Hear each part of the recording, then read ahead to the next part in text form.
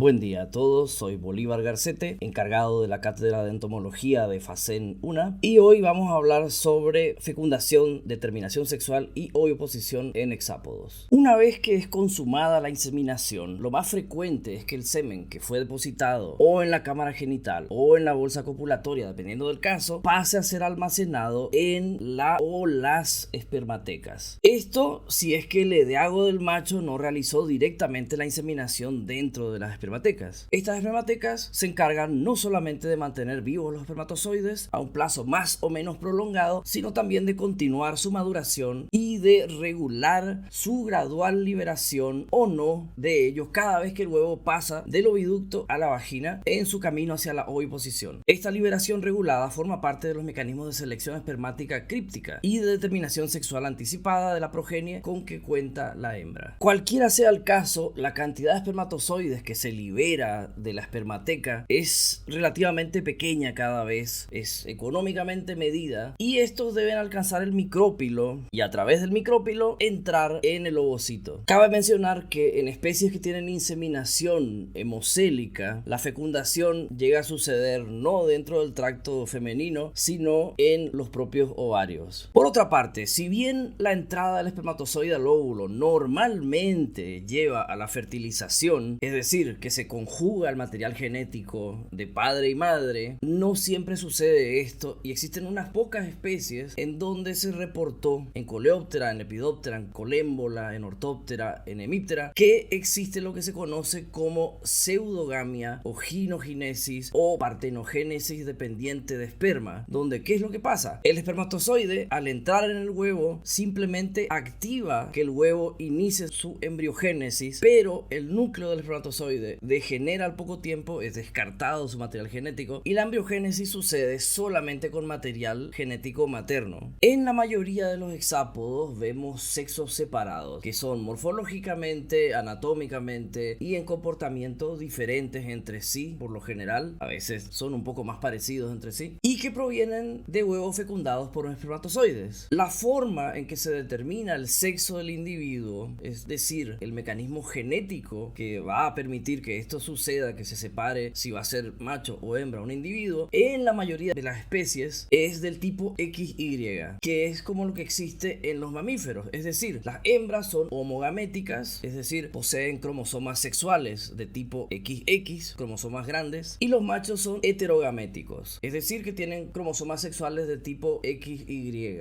es decir, un cromosoma grande y su par menor. La diferencia en este caso es aportada por el cariotipo del espermatozoide. Sin embargo, existen otros hexápodos donde la determinación sexual se da de otra manera. En Lepidóptera y en Tricóptera la determinación sexual es del tipo ZW, que se le llama así simplemente para evitar confusión con el otro sistema, y básicamente es inversa al del tipo XY, y este sistema es el que existe también en aves. En este caso, las hembras son las heterogaméticas con cromosomas sexuales del tipo ZW, es decir, un cromosoma grande con otro pequeño, y los machos son homogaméticos con los cromosomas sexuales tipo ZZ, o sea, los cromosomas grandes. Además, en este caso, el gameto portador de la diferencia va a ser el ovocito. Yendo un poco más lejos de esto, tanto en taxones con determinación sexual XY como en taxones con determinación sexual ZW, puede haber especies que lleven esta heterogamesis a un extremo de que no exista el cromosoma sexual menor, y entonces los individuos heterogaméticos pueden ser respectivamente o X0 o Z0 en lugar de ser XY y ZW. Ya en el caso de Hymenoptera, de muchos Tisanoptera y de hemípteros del suborden Stenorrhyncha, la determinación sexual es por haplodiploidea partenogénica, es decir, las hembras provienen de huevos fecundados diploides y tienen todas sus células somáticas diploides, y los machos vienen de huevos no fecundados haploides y sus células somáticas son haploides. Esto es llevar aquella heterogamesis a un extremo que implica todo el juego de cromosomas. Por último, hay unas pocas especies de insectos en donde se sabe que el sexo no está determinado por cromosomas sexuales diferenciados, sino que por genes que están esparcidos en diferentes cromosomas autosómicos. Dicho eso, pasamos a discutir el fenómeno de la partenogénesis, que está presente en muchas especies en diferentes órdenes de hexápodos. hexápoda. La partenogénesis es la capacidad de que un huevo genere un individuo sin que haya existido fecundación masculina. Según el sexo del individuo que se engendra partenogénicamente, podemos distinguir la partenogénesis en dos tipos: la arrenotoquia, que es cuando el huevo no fecundado da lugar a un macho, y la telitoquia, que es cuando el huevo no fecundado da lugar a una hembra. Aquí nos concentramos específicamente a tipo de partenogénesis de acuerdo al fenómeno en sí de la no fecundación y qué individuo va a dar lugar. Cuando se habla de especies, entonces existen autores que hablan de especies que son arrenotocas, de especies que son telitocas o de especies que incluso son anfitocas, como en este caso de una hormiga que por arrenotoquia puede producir machos, por reproducción sexual puede producir hembras obreras y por telitoquia puede producir nuevas reinas. Entonces en ese caso podríamos decir que la especie es anfitoca, pero cada fenómeno de partenogénesis se da por separado, tanto la arrenotoquia como la telitoquia. Hasta donde se sabe, en hexápoda la arrenotoquia se da por el fenómeno de haplodiploidea que explicamos un poquito antes, con hembras generadas sexualmente y machos generados partenogénicamente, unas con células somáticas diploides y los otros con células somáticas haploides. Por otra parte, la telitoquia se produce por medio de dos mecanismos principales. Uno es la apomixis, que es cuando el huevo es producido por mitosis directamente, no hay ninguna remezcla genética y entonces se genera una hembra clonal, una hembra similar a la madre. Y el otro fenómeno es la automixis. En este caso sí sucede una meiosis parcial o total y luego se restablece el carácter diploide del huevo por medio de alguna de tres estrategias. Una es la duplicación genética previa a la meiosis, es decir, la célula germinal duplica su material genético y produce un ovocito primario tetraploide, 4N, que luego con la meiosis genera un huevo diploide. Esto se observa en algunos coleópteros y en algunos ortópteros. El otro mecanismo es la refusión de dos núcleos haploides generados durante la meiosis 1 y que se da en Colémbola y Lepidoptera. Y el último mecanismo es que luego de completada toda la meiosis, el núcleo haploide del huevo se duplica y vuelve a fusionarse. A esto se le conoce como duplicación gamética y se ha visto en algunos ortópteros, hemípteros, lepidópteros, dípteros e himenópteros. Existen algunos grupos de insectos como himenópteros de la familia Cynipidae o hemípteros de la familia Aphididae o dípteros de la familia Cecidomidae, donde no solamente existen estos mecanismos de partenogénesis de forma permanente, porque también hay especies donde se da de forma permanente, sino que se da por alternancias de generaciones, con ciclos que son en parte partenogenéticos seguidos por ciclos o momentos de reproducción sexual. En áfidos, por ejemplo, estos ciclos pueden ser complejos y pueden involucrar alternancia no solamente de generaciones sexuales y generaciones asexuales partenogénicas, sino también generaciones con hembras aladas y generaciones con hembras ápteras, generaciones con hembras ovíparas, con generaciones con hembras vivíparas e incluso generaciones que viven sobre una planta hospedera y otras generaciones que viven sobre otra planta hospedera. La gran mayoría de los hexápodos son ovíparos, es decir, que una vez que el huevo está fecundado o activado, la hembra procede a la colocación de estos huevos, o conocido también como oviposición, y lo más frecuente es que la hembra oviposite en un lugar protegido que está cerca, encima o dentro mismo de la futura fuente de alimento de la larva, y para eso se vale del ovipositor, aquella armadura genital. Sin embargo, existen muchas especies donde el huevo es abandonado al azar dentro de un ambiente en el que se espera que la joven larva encuentre alimento por su cuenta o que este alimento llegue a él con cierto grado de probabilidad. Es lo que pasa, por ejemplo, con los insectos palo, que simplemente van desperdigando los huevos que van cayendo en el suelo. Es el caso de las avispas eucarítides, que van dejando huevos sobre la vegetación y las larvas que nacen van buscando o están a la espera de que pasen hormigas para poder llegar al nido y parasitar sus larvas. O el caso más extremo, el caso de las avispas de la familia Trigonalidae, que ellas colocan sus huevos, micro huevos, en el borde de las hojas con el fin de que las orugas al comer la hoja traguen estos huevos. Son tan pequeñas que no llegan a masticar estos huevos, pero no se trata de parásitos de orugas, son parásitos de otros himenópteros y el objetivo final de la larva de Trigonálide es parasitar o una larva de avispa que se encuentre dentro de la oruga o que aparezca a futuro porque alguna otra avispa la parasite, o que esta oruga sea cazada por una avispa social que lleve la carne de la oruga y le dé de comer a sus larvas, y entonces ahí el trigonálido parasita las larvas de la avispa social. La oviposición puede llegar a veces a unos extremos de azar increíbles. Además, estos huevos pueden ser ovipositados por la hembra, ya sea de manera individual o en grupos o masas más o menos compactas, o incluso empaquetados en lo que se conocen como ootecas. Este es el caso de una ooteca de cucaracha y un corte de cómo se ve por dentro, o este es el caso de una ooteca de mantis, que son estructuras ya protegidas que contienen dentro de los huevos. Pero existen otras estrategias aparte de la ovípara, como la ovovivípara. Esta estrategia la observamos en Ephemeroptera, Dictyoptera, Zocoptera, Hemiptera, Tisanoptera, Lepidoptera, Coleoptera y Diptera. Y lo que sucede acá es que la hembra retiene los huevos en su oviducto o en su cámara genital durante toda la embriogenia, y esta embriogenia se lleva a cabo exclusivamente a expensas del vitelo que ya contiene el huevo, y que en algunos casos puede llegar a ser bastante abundante justamente para propiciar este crecimiento. Y finalmente la hembra pare larvas activas ya salidas del corion o saliendo del corion en un momento propicio. Esa estrategia ovovivípara, que superficialmente se parece a la vivípara, se diferencia en un detalle fundamental. En las especies que son propiamente llamadas vivíparas, los huevos poseen poco o nada de vitelo y son alimentados a expensas de la madre durante el desarrollo embrionario e incluso durante el desarrollo postembrionario por alguna de las siguientes maneras. Una es a través de una pseudoplacenta que es generada ya sea por el embrión o ya sea por la madre. En algunos casos comienza con una pseudoplacenta materna y termina con una pseudoplacenta generada por el embrión propiamente dicho, y en estos casos el huevo carece de corión. Esto sucede en áfidos y en algunas especies de Dermaptera, Zocoptera y en hemípteros de la familia Polyctenidae, que son ectoparásitos de murciélagos. También puede darse porque la hembra posee una cámara genital especialmente acondicionada a manera de un útero con glándulas nutricias que le dan nutrición al huevo, que llega ahí con todo y corión, o sea, son huevos que tienen corión y se desarrollan durante toda la embriogénesis. El huevo se abre, se desarrolla durante toda la etapa larvaria incluso, para ser paridas en un momento justo antes de la pupación. Este es un proceso que es propio y exclusivo de las moscas de la superfamilia Hippoboscoidea, que incluye las moscas piojo y la mosca CC. Y el último caso de desarrollo vivíparo es cuando el embrión se desarrolla dentro del hemocelo. Esto sucede en Strepsiptera y en larvas pedogénicas de algunos mosquitos de la familia Cecidomidae. En ambos casos los oviductos son rudimentarios y lo que sucede es que el huevo, en vez de salir por un oviducto, es liberado y nutrido por la hemolinfa dentro de la cavidad hemocélica. En el caso de Strepsiptera, las larvas después se abren camino a través del canal genital para salir al exterior, pero en el caso de los Cecidomidae, las larvas consumen todos los tejidos de la madre como si fueran parásitos, la matan y salen al exterior rompiendo la pared del cuerpo. Esto último que acabamos de mencionar nos trae al caso de qué es la pedogénesis. Es un fenómeno bastante extraño que se reportó en unas muy pocas especies en la familia Cecidomidae, de Diptera, Micromaltide en Coleoptera, Aphidide en Hemiptera y Polyctenidae también en Hemiptera, y que consiste en que larvas y en algunos casos también pupas tienen capacidad de reproducirse casi siempre de forma partenogénica, excepto en el caso de Polyctenidae, en que sí se observa inseminación por parte de machos adultos a hembras inmaduras, y generalmente se da de forma vivípara, aunque en algunos casos también hay especies pedogénicas que son ovíparas. Por lo general, este fenómeno se da en ciclos alternados de reproducción adulta y reproducción pedogénica. Y en el caso de los áfidos